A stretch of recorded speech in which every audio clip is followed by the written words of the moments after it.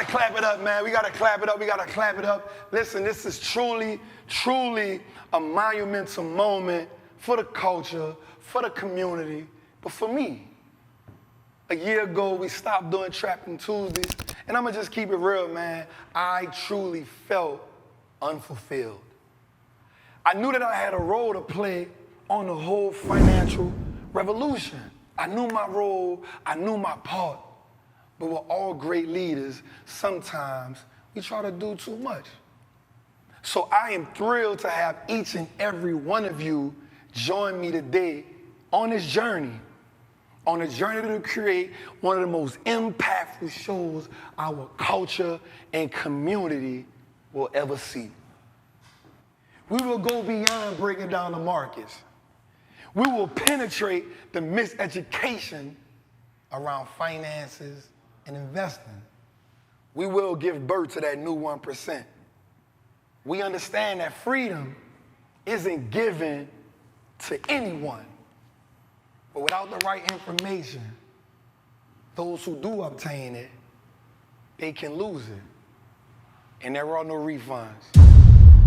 There is nothing like being insufficient on your freedom account. Welcome to Trappin Tuesday. I know we're gonna print some money. So the reason why we call this word on the street is simply because we know one thing. All news and information hit the streets first. I mean, I know about things that happened before it even hit the news, right? Like when I was in prison, I remember me hearing about things before people on the street heard about it. So word on the street is about us getting the low and then us making adjustments as needed. So let's just get straight into it, man. First, man, the Dow Jones is down today 0.18%. So we know who that is. That's your Caterpillars, that's your John Deeres. That's mostly your industrials, in case you don't know. But 0.18% isn't really anything for you to feel like you gotta panic about. Just be cool, be calm, be collected. The S&P 500 is down 0.42%. Now, again, we know these the big 500, right? We know that the S&P just in tech alone makes up 32% of the S&P 500. Now, what I want you to understand is this, and we're gonna talk about this a little later. If you are heavy in technology, then anytime tech falls, your portfolio will fall. But we're not panicking. The one thing we're not gonna do is panic.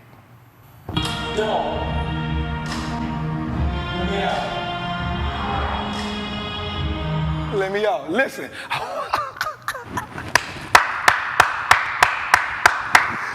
It's not a time to panic. It's not the time to panic, man. Don't be like Trey. Ride till the wheels fall off, man. Ride until the wheels fall off. I want you to understand my purpose and my goal is to help you learn how to pick great companies, how to do the analysis, so when things get real, you don't gotta leave. Does that make sense to everybody? All right, cool. So look, let's dig a little further, right? So I like to get into a segment of my show called The Biggest Winners and the Biggest Losers, because we got to understand like what's going on, who's moving where, and how we should move. So today, one of the biggest losers was a company by the name of Car Gurus.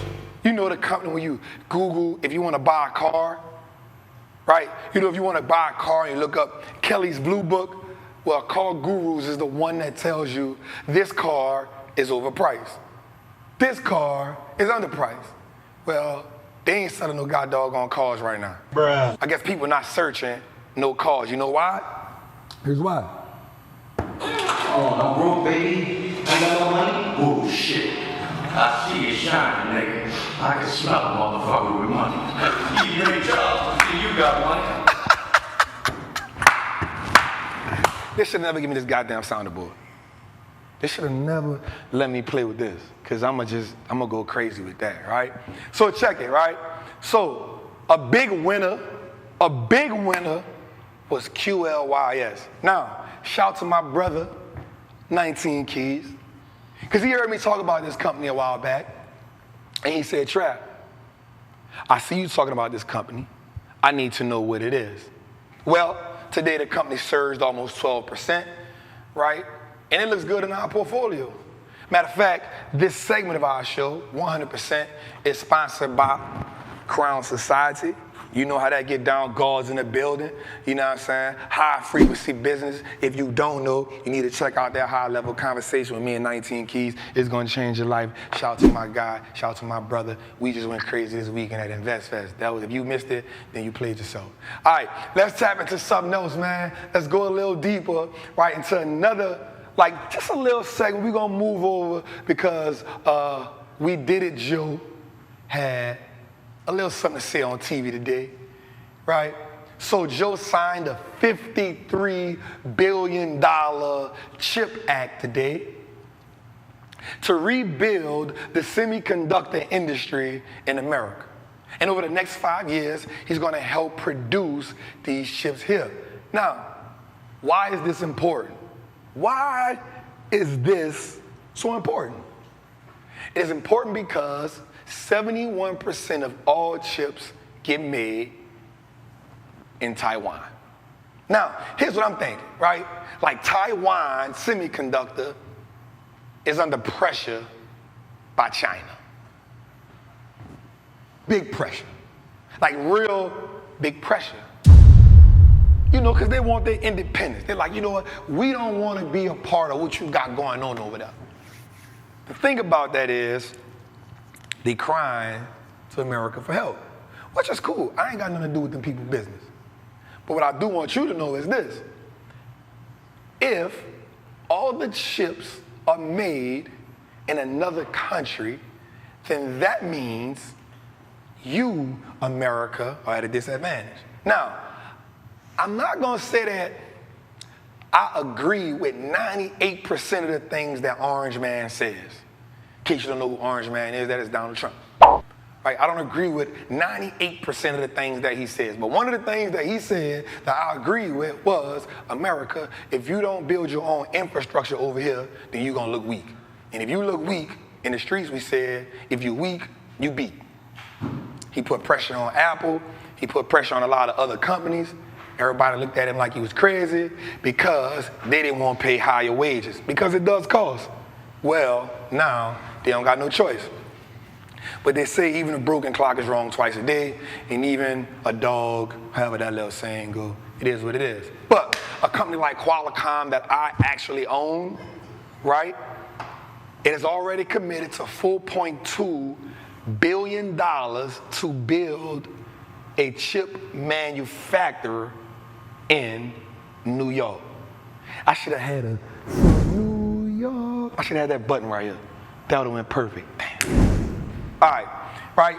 But also, Micron, another chip company, right, will invest $40 billion in a memory chip manufacturer, which can help the U.S., watch this, can help the U.S. go from being 2% of the chip supply to 10%.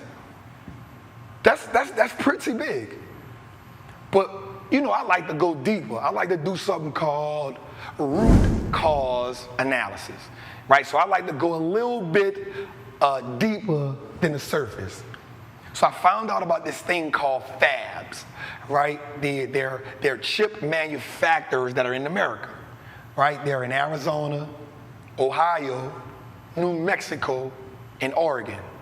Now in 1990, these fab companies made up 37% of the chips being made.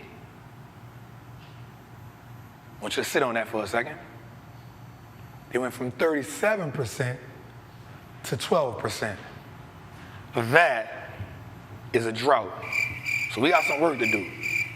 So we think about companies like AMD, think about companies like Qualcomm, think about companies like NVIDIA, right? You think about the SMHs, the Intels, but don't worry about Intel because AMD is actually like taking over their trap. See, that's another button I need to have. I need to have walk in your trap and take over your trap. I need that. Okay, cue that in my head.